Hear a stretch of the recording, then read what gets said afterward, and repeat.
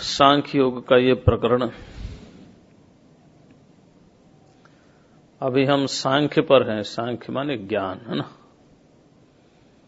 आत्मा का और अनात्मा का। इसको कहते हैं सत और असत, भाव और अभाव, अस्तित्व और अनस्तित्व। उसी के बारे में यह प्रकरण चल रहा है और उसी के लिए कहा है कि अंतवंत इमे देहा। देह असत है और जिसके ये देह हैं अनाशिनो अप्रमेय से। किसके देह ये हैं? अनाशी के और अप्रमेय के, नित्य के और शरीरी के। नित्यस्य शरीरिणः अनाशिनो अप्रमेयस्य इमे देहा अंतवन्तः। जो नित्य है, शरीरी है, अनाशी है, अप्रमेय है, उसके ये जो देह हैं ये अंतवान है। देखिए आगे क्या कहते हैं, बड़ा प्यारा है। य एनं वेत्ति हंतारम यश्चैनं मन्यते हतम उभौ तौ न विजानीतो नायं हन्ति न हन्यते। कठोपनिषद में भी मंत्र इसी प्रकार से हैं, दो बड़े प्यारे हैं। वहां पर थोड़ा सा अंतर है।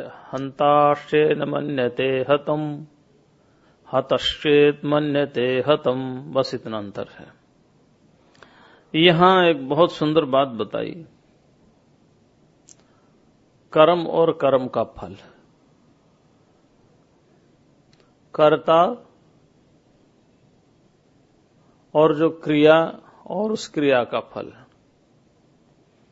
भगवान कह रहे हैं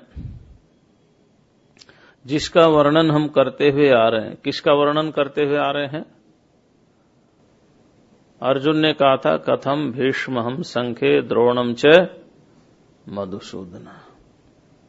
ये भीष्म, द्रोण आदि हमारे बंधु बांधव जितने भी खड़े हैं, इनको मैं युद्ध में कैसे मारूंगा। उसी बात को भगवान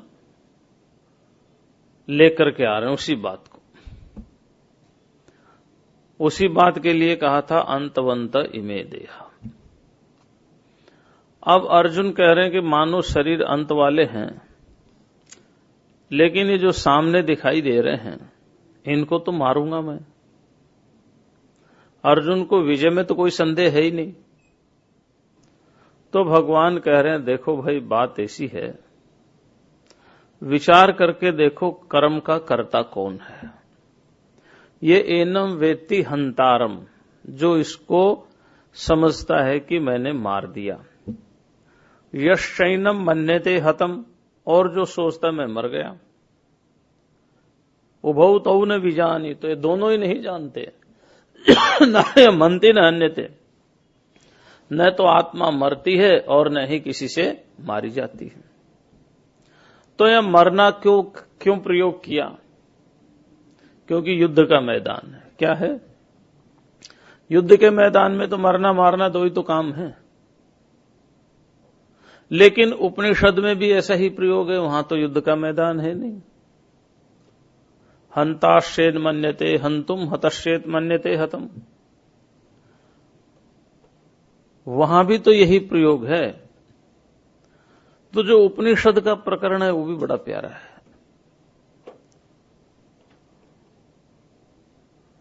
वहां पर भी नचिकेता का प्रश्न है, जो धर्म से अन्य है, अधर्म से अन्य है, कृत से अन्य है, अकृत से अन्य है, भूत से अन्य है और भविष्य से अन्य है, उसके बारे में आप हमें बताइए। उसके बारे में बताइए। अन्यत्र धर्मान अन्यत्र धर्मात् अन्यत्र अस्मात् कृता कृतात् अन्यत्र भूताच्च भव्याच्च यत् तत्पश्यसि तद्वद। वहां पर भगवान ने, यमराज ने यम के देवता मृत्यु के देवता है, और मृत्यु के बारे में उनसे अधिक कौन जान भी नहीं सकता। इसीलिए वहां पर भी इस हनन क्रिया का ही प्रयोग किया है। हन माने गति, हन माने हिंसा। हन के 2-3 अर्थ होते हैं, वर्ब रूट है। हन माने गति और हन माने हिंसा। तो वहां पर कहा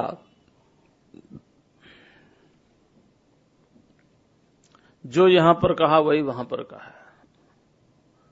अब ये जो मारना एक कर्म है, क्रिया है, मरना और मारना दोनों, इस कर्म का कर्ता कौन है, कौन मरता है, कौन मारता है, इसका अर्थ है कि कौन कर्म करता है और कौन उसके फल को भोगता है।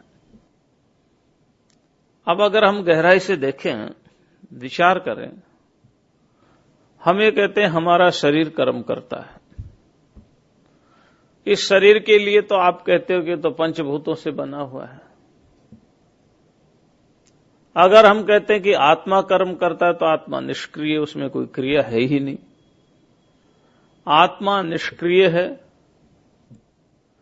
तो फिर एक कर्म का करने वाला कौन है और कर्म का भोगने वाला कौन है? ये इस बात को यहां पर बड़ी सुंदरता से प्रतिपादित किया। अर्जुन कह रहा है कि भीष्म पितामह इत्यादि मेरे द्वारा मारे जाएंगे।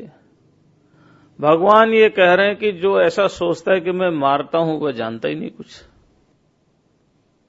तो मारेंगे, मरे तो गए।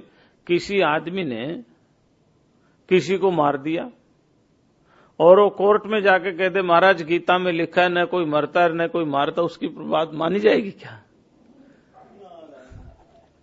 कौन मानेगा उसकी इस बात को? महाराज गीता में लिखा न तो कोई मरता है न कोई मारता है, कौन मानेगा उसको? कोई नहीं मानेगा। तो देखो है क्या, आत्मा तो निष्कल है, उसमें कोई क्रिया नहीं है। अब कर्म कौन करेगा? या तो शरीर करेगा या मन, प्राण, अंतःकरण, इंद्रियां, यही करेंगे। कर्म के कर्ता यही है। अब एक व्यक्ति है,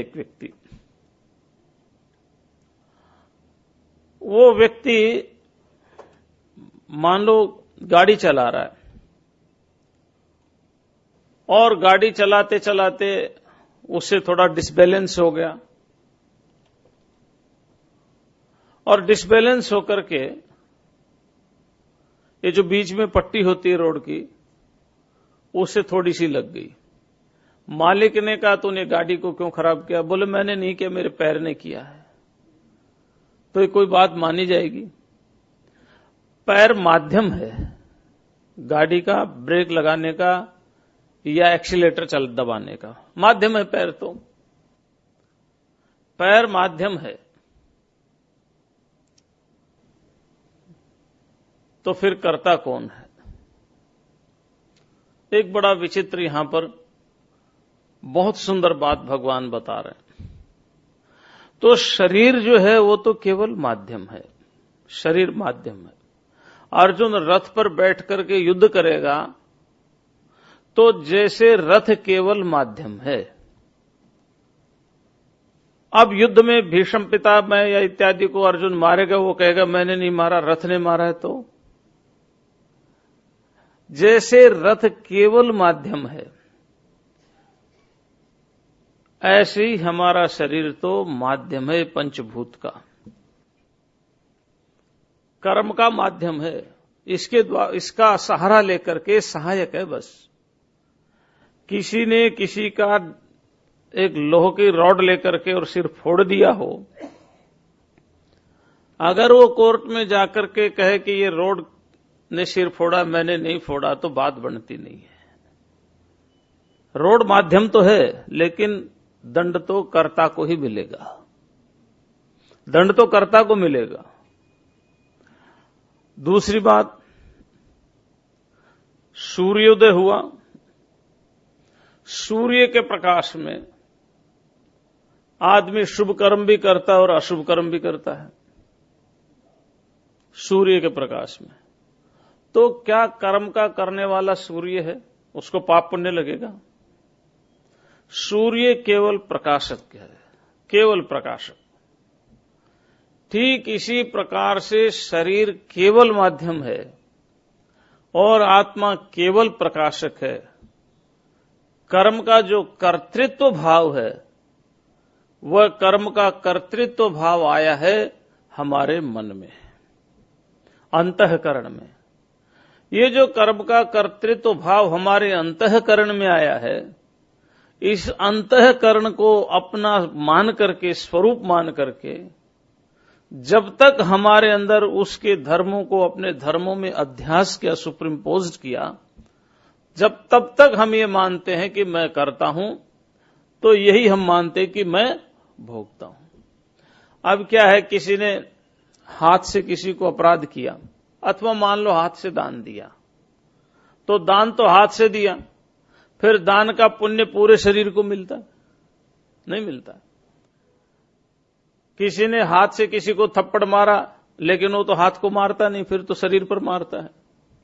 तो जैसे ये हाथ है, सारे शरीर का प्रतिबंध है, ऐसे ही हमारा जो मन है, मन जब पाप और पुण्य को भोगता है, तो मन के द्वारा पाप पुण्य का भोगना या पाप को और पुण्य के कर्म को फल प्राप्त करना अंतःकरण के द्वारा, जब तक अंतःकरण का में चैतन्य है, वो उसके धर्मों से घिरा हुआ है, तब तक वह पाप और पुण्य के फल को अपना मानता है। नहीं तो शरीरस्थोपि कौन्तेय न करोति न लिप्यते। शरीर में रहते हुए भी आत्मा न तो कुछ करता है और न कर्म में लिपायमान होता है। ये हमारे जन्म जन्मांतरों की जो वासनाएं हैं, उस वासनाओं के कारण जब हम जड़ अंतःकरण को अपना स्वरूप समझ लेते हैं, तो उसमें होने वाले विकार का केवल भ्रम हम अपने ऊपर कर लेते हैं। ये विकार मेरे अंदर हो रहा है, ये विकार हो रहा है। नहीं तो भगवान ने तो बहुत सुंदर कहा, पश्यन श्रवण स्पृशन जिघ्रन अस्नन गच्छन स्वपन श्वसन। कितनी सारी क्रियाएं बता दी वहां पर। इतना सब कुछ करते हुए भी जो ये देखता है कि मैं कुछ नहीं कर रहा। अब ये स्थिति आती कब है? हम तो प्रवचन सुनते हैं, प्रवचन तो सुनते हैं, अच्छी बात है, संस्कार पढ़ते हैं, लेकिन ये जो बात है, ये अर्जुन जैसे को तो सुनते ही आ गई, लेकिन हमारे जैसे को सुनते ही आती नहीं है। उसके लिए हमें अध्यास को समझना होगा और अध्यारोप और अपवाद को भी अच्छी तरह से जानना होगा। तब ये बात हमारी समझ में आती है कि कर्म का कर्ता कौन है। हमारे परंपरा है हमारी, गौड़पादाचार्य ने कहा, जब तक कर्तृत्व है और भोक्तृत्व का भाव जब तक है, तब तक वह कर्म के फल को भोगता है। जब कर्तृत्व का भाव और भोक्तृत्व का भाव नहीं रहता, तो वह कर्म फल को नहीं भोगता। प्रकृति के द्वारा ही गुणों का गुणों में व्यवहार हो रहा है। अज्ञानता के कारण ये जीव आत्मा अपने आप को कर्ता मान रहा है, अपने आप को। अच्छा चलो, ईश्वर करता है। भगवान ने कहा ना, भ्रामयन सर्वभूतानि,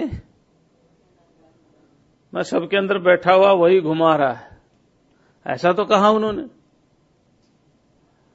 और ऐसा भी कहा है, न भगवान कुछ करता है न कुछ कराता है। नादत्ते कस्यचित् पापम न चैव सुकृतम विभु अज्ञानेनावृतम ज्ञानम तेन मुह्यन्ते जन्तवः। न वो करता है न करवाता है, केवल ये जीव अज्ञान से बंधा हुआ है और अज्ञान के कारण ही इसके अंदर कर्तृत्व और भोक्तृत्व आ रहा है। उसी के लिए उपनिषदों में उसी के लिए कहा कुर्वन्ये वेह कर्माणि जिजीविषेच्छतं समाहा एवं त्वयि नान्य थे तो अस्ति न कर्म लिप्यते। लेकिन कब लिपायमान नहीं होंगे? जब आप उस परमात्मा को, उस ईश्वर को अपने रूप में एकत्व का अनुभव करेंगे। नहीं तो कर्म और कर्म भोग हमारे अंतःकरण के द्वारा संपादित किए जाने पर उनके साथ हमारा तादात्म्य अध्यास होने के कारण उसके फल को भोगना और उसके कर्मों को करना, तब तक हमारे अंदर भाव रहेगा, तब तक हमारा अज्ञान की दृष्टि से, भ्रम की दृष्टि से जन्म भी होता रहेगा और मरण भी होता रहेगा। नहीं तो न तो आत्मा का जन्म होता है न आत्मा की मृत्यु होती है। ये एनम वेत्ति हंतारम यशैनम मन्यते हतम। ये जो बात है, ये भगवान उसको, अर्जुन को ज्ञान की अवस्था में ला रहे हैं। ऐसा नहीं कि हम भ्रम हो, हमें अज्ञान हो, हमें अज्ञ हो, हमें आत्मा के यथार्थ स्वरूप को न जानते हो, फिर कोई भी कर्म कर दें और कहें कि मैंने किया नहीं, मैंने किया नहीं। इस तरह से कहने से हम कर्म से बच नहीं सकते, कर्म के फलों से बच नहीं सकते। कर्म के फल से बचने का एक ही उपाय है, अपने आप को कर्ता और अपने आप को भोक्ता नहीं मानना। लेकिन ये यथार्थ में होना चाहिए, यथार्थ में होना चाहिए। फिर भगवान ने कहा त्वापि सीमान लोकान न हंति न निबध्यते। तो ये एनम वेत्ति हंतारम यशैनम मन्यते हतम। न तो आत्मा मारा जाता है, न आत्मा मरता। क्यों? अनाशिनो अप्रमेय। पहले जितने भी विशेषण दे आए, ये अनाशी, इसका नाश होता नहीं, ये अप्रमेय है, ये अपने आप में ही ज्ञान स्वरूप है। आत्मा का ज्ञान केवल वृत्तिजन्य जो होता है उसका तो नाश हो जाता है, वृत्ति का ज्ञान। लेकिन आत्मा अपने आप में ही ज्ञान स्वरूप है, वहां कोई क्रिया नहीं है। जैसे सूर्य अपने आप में ही प्रकाश स्वरूप है। अब सूर्य के प्रकाश के लिए किसी दूसरे प्रकाश की आवश्यकता नहीं, लेकिन सूर्य स्वयं भी प्रकाशित होने के लिए अपने अंदर कोई कर्म, कोई क्रिया नहीं करता। ऐसी आत्मा के ज्ञान के लिए किसी दूसरे ज्ञान की आवश्यकता नहीं है।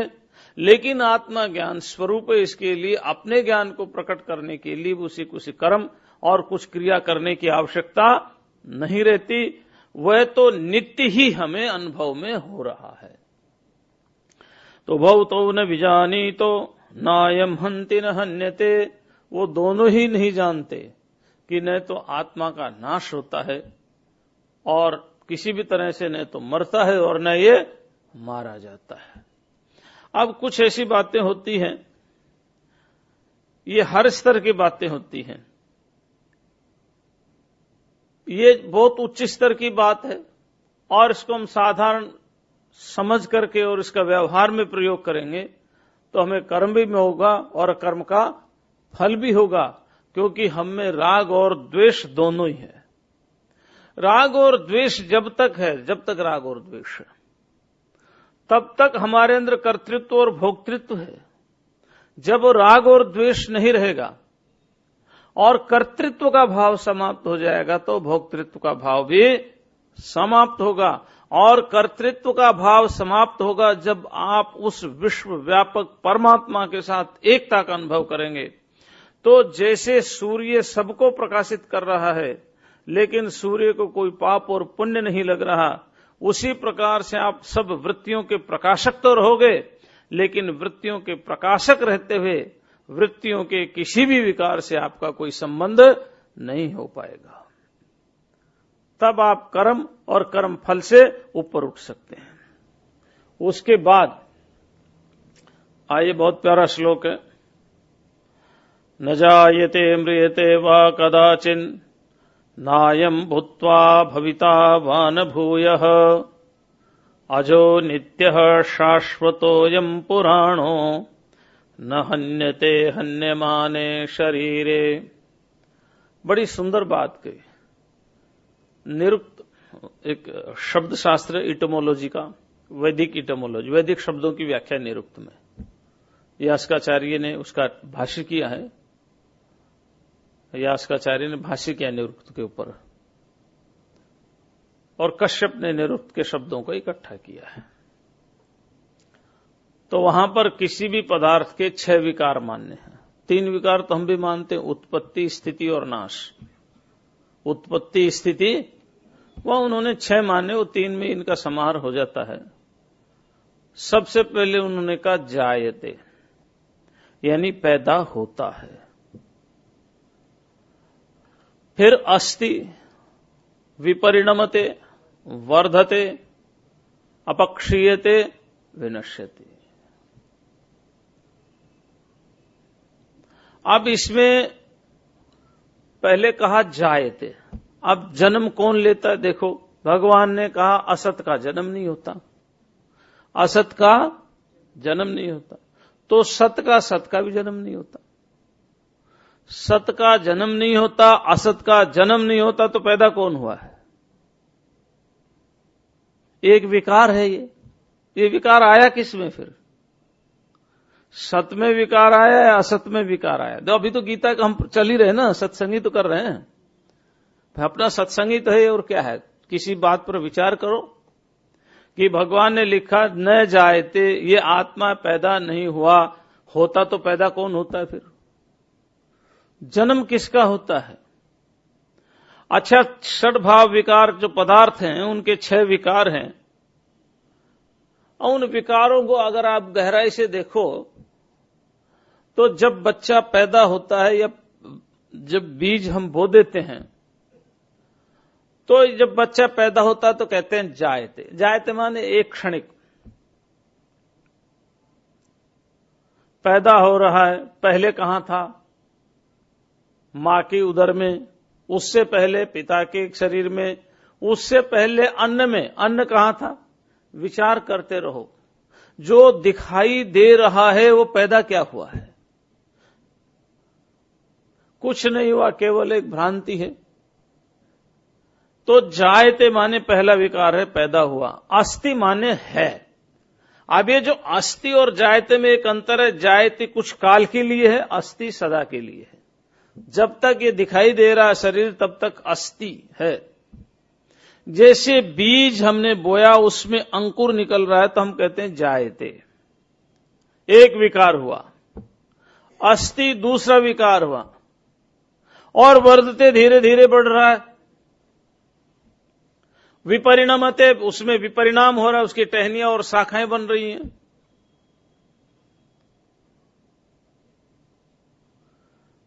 और धीरे धीरे धीरे धीरे वो क्षीणता को प्राप्त होता है और वो नाश हो जाता है। अपक्षीयते और विनश्यति। तो ये जो 6 भाव विकार है, भाव माने पदार्थ, पदार्थों के, संसार के जो 6 विकार हैं, आत्मा इन 6 विकारों से रहित है। उसी के लिए कहा न जायते, आत्मा का जन्म। अच्छा, जन्म होगा तो नाश भी होगा। नियम है, जिसका जन्म है उसका, और जिसका जन्म नहीं उसका विनाश भी। और असत पदार्थ का न जन्म है न नाश है, वो है ही नहीं। जो सत पदार्थ है उसका जन्म नहीं तो उसका नाश भी नहीं। असत पदार्थ है, न उसका जन्म है न उसका विनाश है। तो ये दिखाई देने वाला क्या है? बस ये दिखाई देने वाला बीच की एक अवस्था है, जो भ्रम से हमें दिखाई दे रहा है। जैसे हल्के अंधकार में रस्सी में हमें सांप दिखाई देता है, तो सांप देख करके अर्थक्रियाकारी तो होता है, हमें भय भी लगता है, पसीना भी आता है, सब कुछ होता है, कांप भी जाता है शरीर। तो सांप जो हमें उस समय दिखाई दे रहा है, तो उस समय सांप की सत्ता क्या है? क्या वो जन्म हुआ उसका? क्या वो मरेगा? न उसका जन्म हुआ न उसका मरना हुआ, तो भय क्यों? भ्रांति से। जन्म जन्म के संस्कार हमारे अंदर वासना के पड़े हुए हैं, उन वासनाओं के कारण वो भ्रांति हुई है। तो ये जो संसार जन्म ले रहा है, ये बस परमात्मा की भ्रांति नहीं है, परमात्मा का स्वप्न है, ऐसा समझ लो ना, है ना। परमात्मा का एक संकल्प है, उस व्यापक परमात्मा का संकल्प है, और अपने ही अंदर से उसने ऐसी लीला रची महाराज, ये संसार हमें दिखाई दे रहा है लेकिन है नहीं। स्वप्न के पदार्थ दिखाई दे रहे हैं लेकिन है नहीं। सारी की सारी स्वप्न की सृष्टि मेरी अपनी ही होती है, और सारी की सारी स्वप्न की सृष्टि मेरे से भिन्न भी नहीं होती है, मेरे से अभिन्न भी नहीं होती, मेरे से भिन्न भी नहीं होती, और होती भी नहीं है और होती भी है। देखो विचित्र है ना। ठीक इसी प्रकार से ये भगवान का लंबा सपना समझ लो, है ना। हमारा छोटा है, जागृत अवस्था हमारा थोड़ा लंबा सपना है, परमात्मा का और लंबा समझ लो। परमात्मा के एक संकल्प से ये संसार आया है, लेकिन संकल्प से संसार प्रकट हुआ है। तो न जायते, आत्मा का नाश, जन्म नहीं होता। जन्म नहीं होता तो न मृत्यते, मरण भी नहीं होता। जिसका जन्म होगा उसी का ही मरण होगा, जिसका जन्म नहीं होगा उसका मरण भी नहीं होगा। न जायते मृत्यते वा कदाचित, कदाचित माने कदाचित न जायते, कदाचित न मृत्यते। न तो कभी इसका जन्म होता है और न कभी इसकी मृत्यु होती है। ये जन्म मरण का संबंध, ये जो श्लोक है महत्वपूर्ण है। ये आप तब समझ सकते हैं जब इतने दिन से आप आत्मा के स्वरूप को समझते आ रहे हों। उपनिषद में तो बहुत प्यारा का उपनिषद में लिखा है, न जायते मृत्यते वा विपश्चित, नायम कुतश्चित बभूव कश्चित। देखिए उसमें क्या अंतर है। यहां युद्ध के मैदान में मोह की निवृत्ति है, और नचिकेता को तत्व का बोध करवा रहे हैं। तत्व का बोध, तो तत्व का बोध क्यों करवा रहे हैं भाई? देखिए जन्म और मरण तो हमें दिख रहा है। अभी मेरे घुटने में दर्द हो जाए तो जोर से चिल्लाऊंगा, मैं कहूंगा ये तो भ्रांति है ना। अब मेरे को उपदेश दो, उस समय तो भ्रांति है, मैं क्या कहूंगा है? हाँ, भयंकर दर्द हो रहा तो मैं भ्रांति, उपदेश में तो मैं भी भ्रांति कह रहा हूं, लेकिन क्या मुझे उस समय भ्रांति होकर के दर्द महसूस नहीं होगा? तो इसलिए उपनिषद तत्व ज्ञान की बात कर रहे हैं। उपनिषद में विपश्चित शब्द का प्रयोग किया। विपश्चित माने ज्ञानवान। जो ज्ञानवान है उसके लिए न तो आत्मा जन्म लेता है, न वो मरता है, न कोई संसार जन्म लेता है, न संसार की मृत्यु रहती है। कुछ विपश्चित, न जायते मृत्यते वा विपश्चित, नायम कुतश्चित, न तो कहीं से पैदा होता, न बभूव कश्चित, न कुछ बनता है।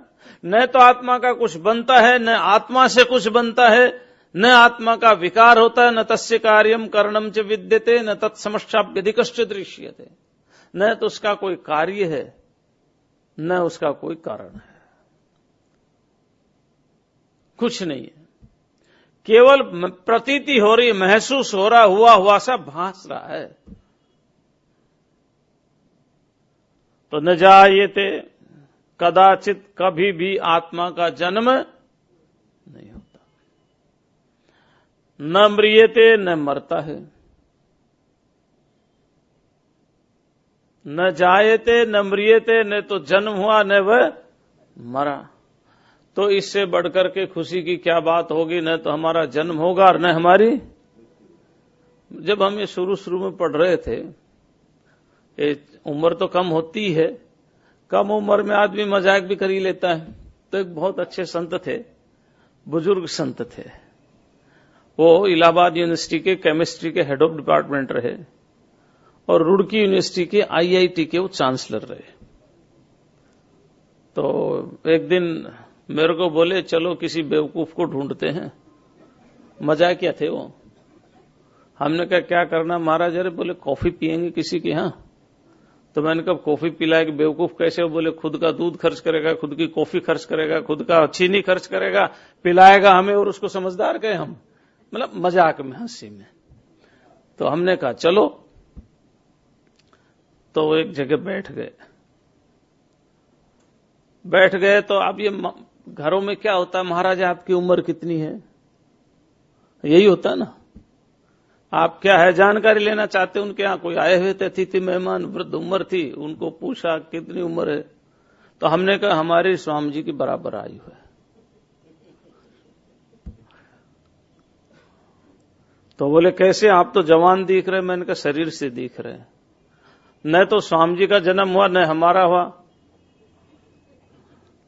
आत्मा की दृष्टि से हमारी आयु एक ही है। स्वामी जी बड़े हंसे, बहुत हंसे, कहने लगे बात तो ठीक कही, पर इनको तो सही जवाब दे दो। तो शरीर को देख रहे हैं, आत्मा को नहीं देख रहे। तो जिसकी दृष्टि शरीर पर है उसका जन्म होता है और उसकी मृत्यु होती है, और जिसकी दृष्टि आत्मा पर है, आत्मा पर दृष्टि जाती नहीं, केवल समझाने के लिए बोला जाता है, शब्दों का प्रयोग किया जाता है, क्योंकि आत्मा तो स्वयं दृष्टि स्वरूप है। आत्मा दृष्टा नहीं है। पदार्थ हमें दिखाई दे रहे इसलिए दृष्टा कहते हैं। आत्मा साक्षी नहीं है। सुख दुख ये हमें अनुभव आ रहे हैं इसलिए हम साक्षी कहते हैं।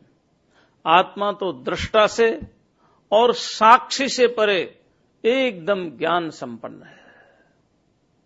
तो जिसकी दृष्टि शरीर पर है उसके लिए जायते म्रियते, और जिसकी दृष्टि स्वरूप पर है उसके लिए न जायते। तो क्या फिर एक के लिए आत्मा जन्म लेता है, एक के लिए मरता नहीं। एक अज्ञान के कारण जन्मने और मरने वाला मानता है, एक ज्ञान के कारण उसके वास्तविक स्वरूप को समझता है। तो हमारी दृष्टि कहां पर है, उस दृष्टि के अनुसार हमें आत्म तत्व समझ में आता। नचिकेता क्या कहा, अरे ये जो प्रश्न आपने पूछा है, क्या प्रश्न पूछा था नचिकेता ने, मालूम है ना? उस प्रश्न में 3 बातें हैं। पहली बात, क्या आत्मा का अस्तित्व है? दूसरी बात, क्या जन्म से पहले आत्मा था? और तीसरी बात, क्या मृत्यु के बाद भी आत्मा रहेगा? यही तो बात है ना। तो नचिकेता ने कहा यह बहुत सूक्ष्म विषय है। अणुरेश धर्म शब्द का प्रयोग उपनिषद में बहुत सूक्ष्म है। पहले भी इस विषय को लेकर के अनेक बड़े बड़े विद्वान की समझ में नहीं आया था। आप इसको छोड़ो, दूसरा वरदान मांगो। तब नचिकेता ने कहा था, महाराज वरदान देना हो तो यही दे दो, नहीं तो दूसरा वरदान हमें। उसके बाद नचिकेता ने उपदेश देना शुरू किया। तो इतना सूक्ष्म आत्म तत्व जिसने स्वरूप की स्थिति हो गई है, उसको अनुभव आता है, न तो कुछ हुआ है और न कुछ होने वाला। न जायते म्रियते वा विपश्चित, नायम कुतश्चित न बभूव कश्चित। कुतश्चित न अयम बभूव, कहीं से पैदा नहीं हुआ ये, और कश्चित न अयम बभूव, और न इसका कुछ बना।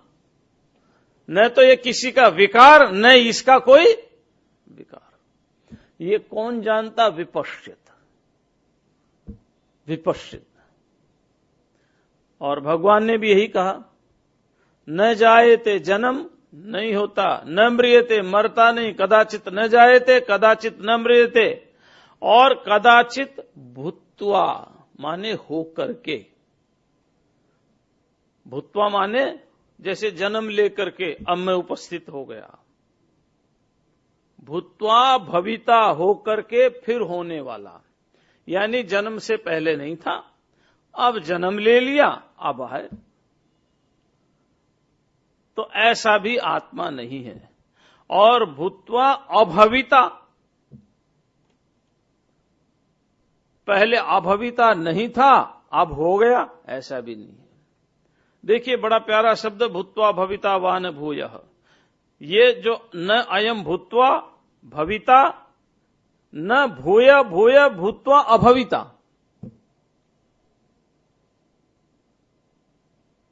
अर्थात न तो ये होकर के रहने वाला है और न ये रह करके फिर जन्म लेने वाला है।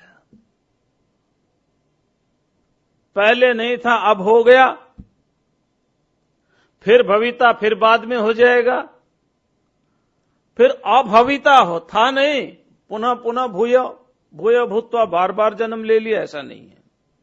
न तो ये जन्म लेकर के रहने वाला है, न ये मर करके फिर होने वाला है, क्योंकि न इसका जन्म है न इसका, क्या कहा भगवान ने, यही तो कहा।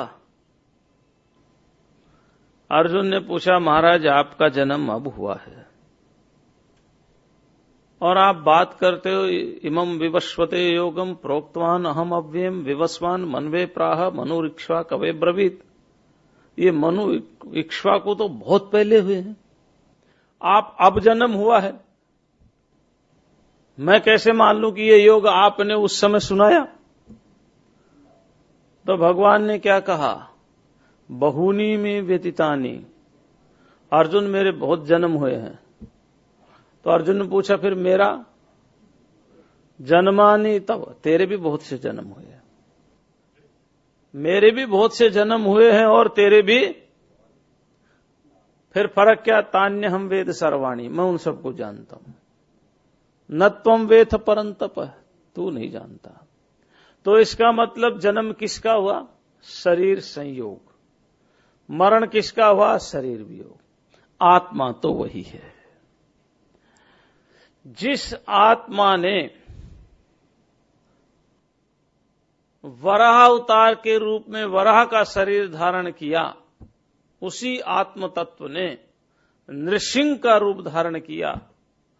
जिस आत्म तत्व ने नृसिंह का रूप धारण किया, उसी आत्म तत्व ने राम का रूप धारण किया, और जिस आत्म तत्व ने राम का रूप धारण किया, उसी ने ही कृष्ण का रूप धारण किया, उसी ने मत्स्य का रूप धारण किया, उसी ने कूर्म का रूप धारण किया, उसी ने धन्वंतरी का रूप धारण किया, उसी ने हंस का रूप धारण किया, उसी ने मत्स्य का रूप धारण किया। ये रूप तो अलग अलग हैं, लेकिन इस रूप का जो रूपी है, इस देहों का जो देही है, जो आत्मा है, वह वही है। बस परमात्मा तो ज्ञान स्वरूप है, सब जानते हैं, जीव भूल जाता है, जीव सोचता है मेरा नया शरीर हुआ है।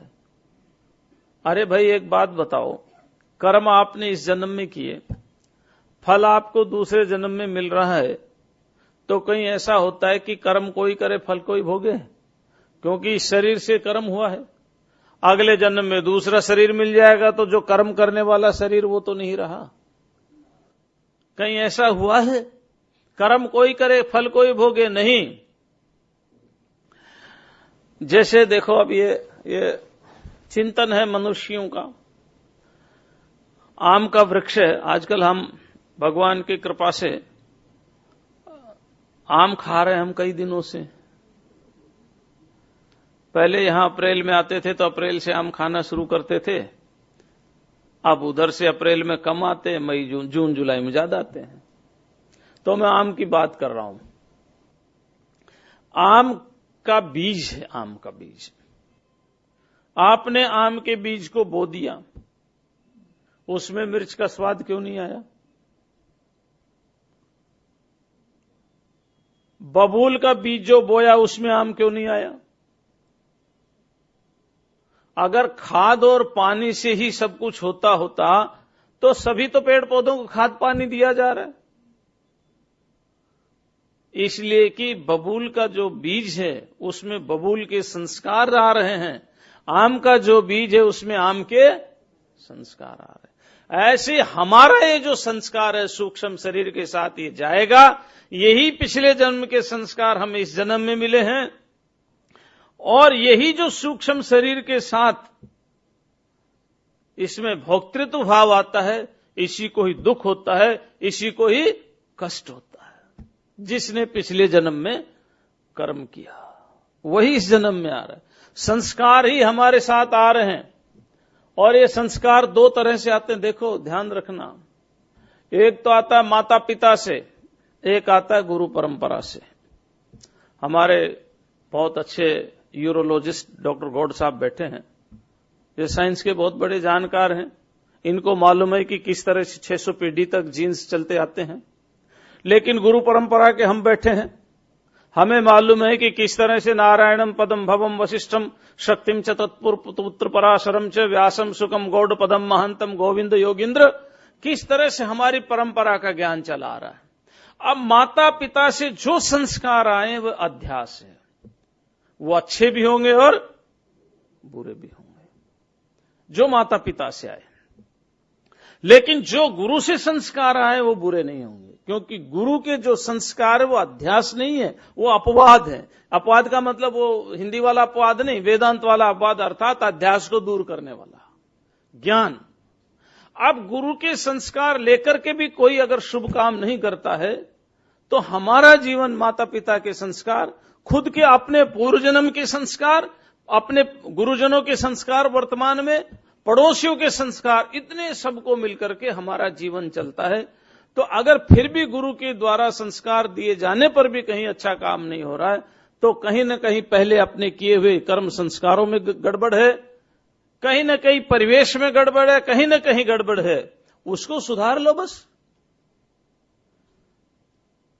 तो ये संस्कार हमारे चले हुए आ रहे हैं, इसलिए इस जन्म के कर्म भी हमें अनेक जन्मों बाद मिल सकते हैं, और अनेक जन्म पहले हुए किए कर्म भी हमें इस जन्म में मिल सकते हैं, क्योंकि ये संस्कार आ रहे हैं। आम के संस्कार आम में ही आ रहे हैं, इमली के इमली में ही आ रहे हैं, अंगूर के अंगूर में ही आ रहे हैं, बबूल के बबूल में ही आ रहे हैं, कैर के कैर में ही आ रहे हैं, ये संस्कार आ रहे हैं। तो ऐसे हमारे भी संस्कार चल ही रहे हैं, लेकिन ये संस्कार का संवाहक ये स्थूल और शरीर नहीं, सूक्ष्म शरीर है, आत्मा का इससे कोई लेना देना नहीं, कोई संबंध नहीं आत्मा का इससे। न जायते म्रियते वा कदाचित नायम भूत्वा भविता वान भूयः। क्यों? अजो नित्यः शाश्वतोऽयं पुराणो न हन्यते हन्यमाने शरीरे। यह अज है, अज। अज माने जिसका जन्म नहीं होता। अच्छा, वेदांत भी बड़ा विचित्र महाराज। उपनिषद एक को कह दिया अज और एक को कह दिया अजा, है ना। एक को कह दिया अज और एक को कह दिया अजा। अजा माने जिसका जन्म नहीं होता, जन्म तो उसका भी नहीं होता। माया का जन्म हुआ है क्या? अच्छा बताओ, अज्ञान का जन्म ज्ञान से हुआ है क्या? देखिए, अज्ञान का जन्म ज्ञान से हुआ है क्या? फिर अज्ञान का जन्म हुआ है। बड़ा विचित्र है ना। अच्छा एक बात बताओ, ये तो सरल वेदांत है, बातचीत की भाषा का वेदांत है। वेदांत को तो कठिन बना दिया। जब आप उपनिषद और गीता पढ़ेंगे तो वेदांत से ज्यादा सरल कोई चीज है ही नहीं। जन्म, ईमानदारी से मेरे साथ बताना, जन्म आपका हुआ है? हुआ ना? मान लो देह कोई, मान लो अब थोड़ी देर के लिए मान लो मैं देह हूं, तो आपका जन्म हुआ। और आपकी छाया का जन्म किससे हुआ है? तो जैसे छाया क्या है बताओ, किसका विकार है छाया? पंच महाभूतों का विकार है, कर्म संस्कारों का विकार है। किसका विकार है छाया? किसी का विकार नहीं है, किसी का विकार नहीं है। बस ठीक ऐसे ही समझ लो आप, ये संसार प्रतीत तो हो रहा है, लेकिन कहां से आया, कैसे आया, क्यों आया, ये कोई विपश्चित पुरुष समझ सकता है, साधारण नहीं समझ सकता। तो अजय माने जिसका जन्म नहीं हुआ, अजा माने माया। तो छाया एक तरह से क्या है? माया की तरह से है। तो छाया जैसे किसी कर्म का संस्कार नहीं। छाया जो छाया है हमारी, वो किस कर्म का फल है? कौन से ज्ञान से उत्पन्न हुआ है? तो जैसे छाया हमारी हमसे वैसी होगी, वैसी परमात्मा से माया भी। बस अतः छाया को नकार सकते हम, उसका अस्तित्व है, छाया का अस्तित्व है या नहीं? छाया को क्या मानेंगे आप? अगर छाया कुछ नहीं होता तो सूर्य की गर्मी में छाया में क्यों खड़े होते जाकर के? अपना काम तो कर रही है ना छाया, है? नहीं कर रही। आप देखिए, कई बार, अब हम तो देहात में रहते हैं, आप तो मुंबई में रहते हैं, आपके सामने तो ऐसी परिस्थिति नहीं आती। कई बार फोन आता रास्ते में चलते चलते, सूर्य की रास्ते में गर्मी, सूरज का प्रकाश रहता तो नंबर नहीं दिखता, तो फिर देखते कहीं छाया दिखाई दे, या यूं करके देखते हैं ना। तो अगर छाया में से कुछ होता ही नहीं तो ऐसा क्यों करते? अच्छा, आयुर्वेद में तो कुछ दवाइयां ही छाया शुष्क होती है, आप इसको धूप में नहीं सुखाना, छाया में ही सुखाना। तो छाया जैसे हमारी छाया किसी कर्म का फल नहीं है, ना उसको हम कह सकते ये है, ना कह सकते कि नहीं है। अच्छा, छाया को कोई काट सकता है, पानी गीला कर सकता है, आग जला सकती है? ये वेदांत है महाराज, बातचीत की भाषा, व्यवहार की भाषा में वेदांत है। ठीक ऐसे ये माया है, लेकिन छाया का अधिष्ठान कौन है? ऐसी माया का अधिष्ठान, जैसे छाया को न हम सत कह सकते हैं, न असत कह सकते हैं, अनिर्वचनीय है, ऐसी माया न सत है न असत है, अपितु अनिर्वचनीय। इस अनिर्वचनीय माया में जब हम घिर जाते हैं तो व्यापक रूप से घिर गए तो ईश्वर हो गए, और व्यष्टि रूप से, इंडिविजुअल रूप से घिर गए तो जीव हो गए, और माया में जब हम समष्टि रूप से घिरे तो हमारा ज्ञान और हमारा बोध हमारे साथ था, इसलिए माया के अधिपति थे। और व्यष्टि रूप से घिर गए तो हमारा सारा उसके अधीन हो गया, और उसके जन्म के साथ जन्मने वाला मानने लग गए, उसके मरण के साथ। भाई इतनी सी बात है, इतनी सी तो बात है, लेकिन इस बात को समझने के लिए कई साल लग जाते हैं। अजह तो महाराज, आज तो बहुत चीज हो सकती है, माया भी है, लेकिन नित्य, ये विशेषण है उसके विशेषण। नित्य, जो तीनों कालों में समान रूप से रहे। शरीर नित्य नहीं है, और जो हमारा अज्ञान है वह भी नित्य शांत है। जब तक हमें ज्ञान नहीं हो जाता तब तक हमारे साथ है, ज्ञान हो जाएगा तो समाप्त है। अजह आत्मा अज है, और नित्य है, और शाश्वतः, शाश्वत माने ध्रुव, सदा रहने वाला। शाश्वत माने सीधी सी भाषा में सदा रहने वाला। सदा रहने वाला मतलब उसमें, अब देखिए एक बात है, जब हम ये कहते हैं कि परमात्मा सदा वर्तमान है, तो इसका अर्थ ये मत ले लेना परमात्मा काल में विद्यमान है, नहीं। काल में परमात्मा नहीं होता, परमात्मा में, इसलिए वर्तमान, भूत और भविष्य परमात्मा में नहीं है। हमने अपनी सुविधा के लिए वर्तमान, भूत और भविष्य की कल्पना की है, क्योंकि वह काल का भी काल, महाकाल है, कालातीत है। ज्ञान में काल का अंश नहीं है, न काल में ज्ञान का अंश है। हमारी अपनी कल्पना है कि हम ज्ञान में काल के अंश बनाते हैं, आज कल परसों। समझ रहे हैं ना? हम अपनी सुविधा के लिए ज्ञान में काल के अंश बनाते हैं, है नहीं? लेकिन काल में ज्ञान का अंश कभी भी बनने वाला। अच्छा, ये तो विचित्र है ना, काल निर्वचन रूप से चल रहा है। हम कहते हैं अभी 8:30 बज गए, ठीक है, आए थे तब 7:30 थे, तो काल की दृष्टि से आप देखो, काल की दृष्टि से 7:30 और 8:30 में क्या अंतर है? कोई अंतर नहीं है। काल तो वैसा ही है, इसमें हमने इसमें विभाजन किया है। इसी प्रकार से परमात्मा तो सदा वर्तमान रहने वाला है। हमने एक बात बताई थी एक दिन पहले, 2 दिन पहले बताई होगी, कि जो आत्मा है परमात्मा, वह आकाश को भी व्यापक किए हुए। किसको? आकाश को। तो ऐसे ही काल भी परमात्मा में कल्पित है। परमात्मा है जो आत्मा है, ये सदा वर्तमान है। सदा वर्तमान का अर्थ है इसमें कोई काल की गणना नहीं है। पुराण तो बूढ़ा हो गया क्या आत्मा? नहीं, पुराण का अर्थ है जितना पुराना है उतना ही नया है। वेद में मंत्र है, ऋग्वेद का एक मंत्र है,